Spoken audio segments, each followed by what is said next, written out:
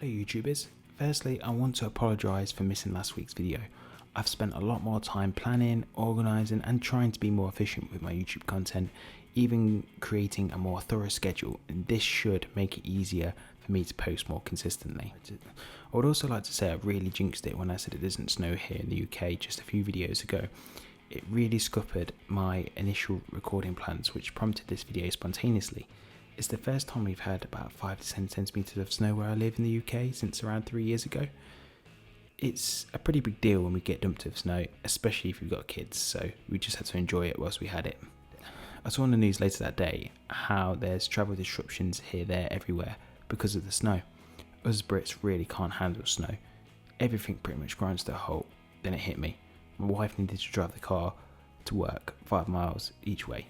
Even in our old ice car, you just deal with it, but you still don't know what to expect until you drive a fair distance in the conditions and through the non-gritted side roads.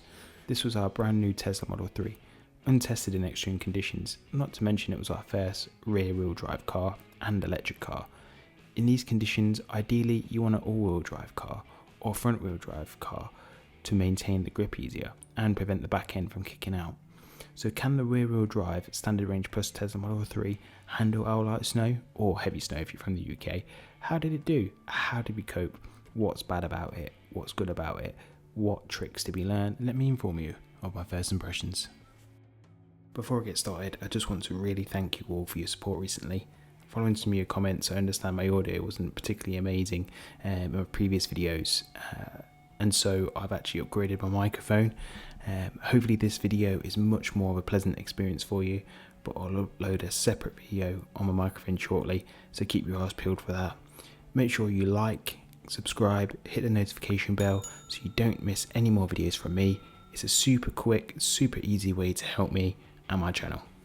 Before I discuss my encounter with the snow, I will say, disclaimer, this was the first time driving in such conditions, which is why it is a first impression video only. I have not fully tested the limits, but that doesn't mean I don't have a valid opinion or informative outlook on the matter. I will say that I would like to revisit this once we get the opportunity to, hopefully sooner than later, but most likely be another year or two. I'm definitely trying to jinx it in my favour this time. So it snowed all day. With my Tesla Model 3, I have access to the Tesla mobile app, which I can remote warm the car. This is a must not only from a safety aspect but also from a convenient point of view.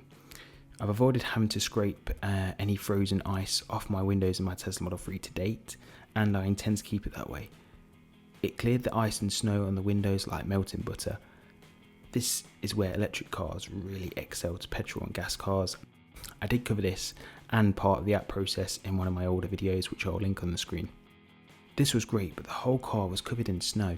I decided to use the spongy side of my ice scraper to move the snow off the car. I like to think that the sitting snow on the bonnet, etc. would hamper the aero efficiency of the car, so I try and move as much excess snow as possible. What I will say though, there are 3 to 4 issues that I did come across that can be improved by Tesla, so I'm going to list them for you now. So they are, the first one being the headlight is covered in frozen ice even whilst warming the car for 30 to 40 minutes. The second one is the door handles become very stiff and frozen. The third one is the mirror design can hamper the motor performance, and the fourth one is the charge point ice accumulation issue that I came across. Now, I'm a strong believer in there being pros and cons to every comparison situation, and this was no exception. I definitely get the first 2 issues in my old ice car, and I suspect I'd probably have the mirror issue on my ice car if it had a similar functionality.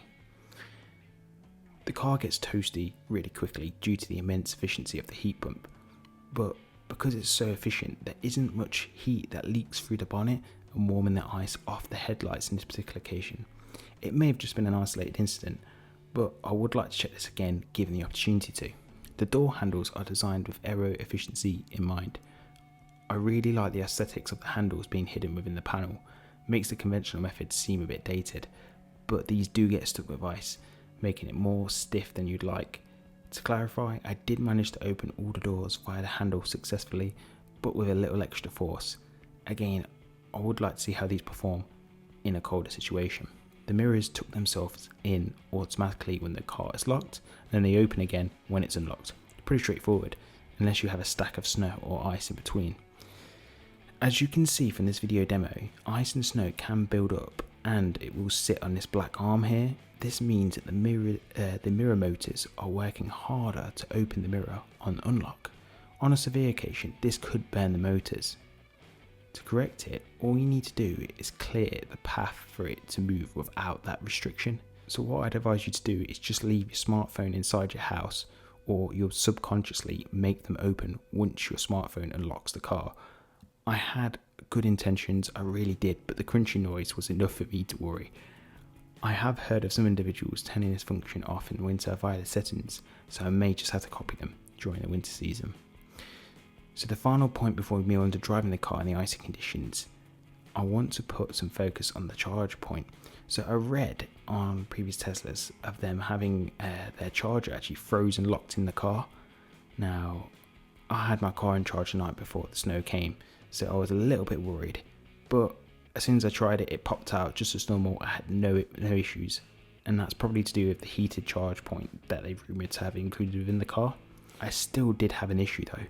The charger door couldn't shut properly, but this was due to the ice buildup in the joints of where the charger door would normally sit, and I've actually indicated where the ice did build up within the video. So how did it perform whilst driving? Can you drive a rear wheel drive Tesla in snow? I'm going to say yes you can. Is it easy? Yeah, initial impressions, I'm going to say it does fare pretty well, and I would take it slow still. I think the key reasons why it's still so good is because of the traction control and the location of the battery pack compared to a combustion engine car. I watched multiple videos prior to driving the car, and the Tesla Model 3 rear-wheel drive versions are incredibly difficult to drift, even in snow, and that's because the delivery of the traction control is so effective. Even a sniff of losing grip, the traction control kicks in pretty early and it will regain control. The second most overlooked part was the location of the battery pack on the skateboard design. So the battery is without a doubt the heaviest part of the car, and rather a combustion engine sitting on the front axle of the car, the weight is evenly spread from the middle out. Electric cars weigh more than a typical combustion engine car, therefore it will be more grounded. To conclude, I hope this first impression and encounter was useful for you. Should the snow hit again, I would be interested in completing a more thorough review of the action, plus I would like to see if the gremlins noted reoccur. If there's one thing to take away from this video, is that the Tesla Model 3 rear-wheel drive SR Plus can handle snow pretty well. Personally, I won't have much encounter with the snow, but if you will, don't let the rear-wheel drive version give you any reason to doubt its ability to perform in wintry conditions.